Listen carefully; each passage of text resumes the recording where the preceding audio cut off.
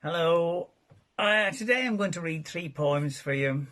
And the first one is called God, and it has to do with people becoming disillusioned with God and sending emails to the Prince of Darkness, and it's got to do with the council as well. I won't say which council. The second one has got to do with a young lad who's asked to do umpire at a Gaelic football match, and we all know how important Gaelic football is in Mayo. The third one is called Cill Aodáin, where I grew up and where the blind poet Anthony Raftery also grew up. And anyway, I'll begin with the first one, and it's called God.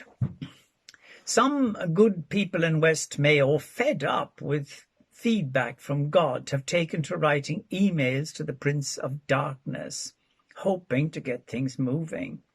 One man had hardly finished his post on a matter of utmost urgency, requesting Satan to intercede with the council on his behalf, when a voice sounding like God's boomed out of an open window next to the church and not far from his local.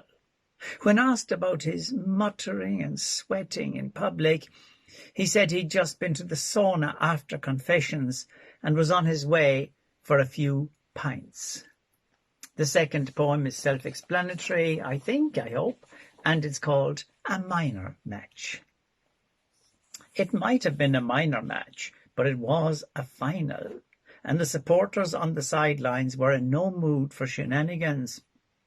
Short of officials, a teenager in wellies was appointed umpire. As the game started, he began humming a garbled version of Give Peace a Chance to block out barrages of abuse coming his way. He thought of singing Standing Upside Down to please the crowd, but thought it better not to. When a low ball dribbled into the net, he raised the green flag without a whimper, and when one went over the bar, he hoisted the white one manfully. This is easy, he whispered to himself, happy with the him he was, and he with his mind on a tub of vanilla. But when he flagged a point that wasn't, he heard sneers and snarls as vicious as blind dogs barking up the wrong tree, and then big man Eddie bellowed, I'll fix that effing fella in wellies. To avoid bloodstains, the umpire legged it in the direction of a sign that said, Family Resort Centre, drop in any time. And he lost no time in taking them up on their offer. Even now, years later, whenever he sees big man Eddie on the footpath, he crosses over just in case.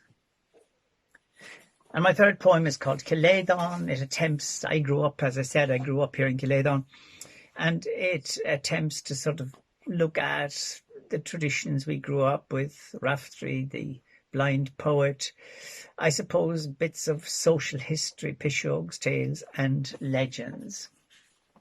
Cill Aodáin.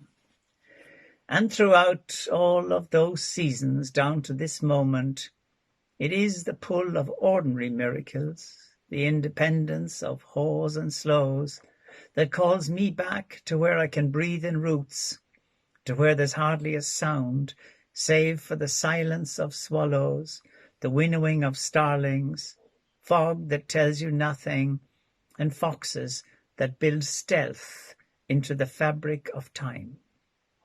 A blind poet who ribboned Cill Aodáin in succulent red and black berries found a way out, but never escaped. We have his word for it. Years ago, nature's spirits rose up in horror at the grim mathematics of moods, when three men, now departed, tried to hack down a reluctant blackthorn to build a grotto in an open field. The blackthorn survived, but the tragic tale of the men sticks in the throats of those who dare to tell it. The oak, the ash, and the thorn, firm as stone-cold lips, stand guard against the harsh message of Roman gods. Bells ring and do what bells do in distant Cultimer. Fathers, mothers, sons and daughters cry out in Camden town. Seasonal moons tell us what we need to know. Farmers worry about silage or the lie of the land, and death cuts people adrift to float away like feathers to places that turn out right in the end. This is the order of things. Life circles us back to where we began, to my place, to my space, and we don't wonder at our luck.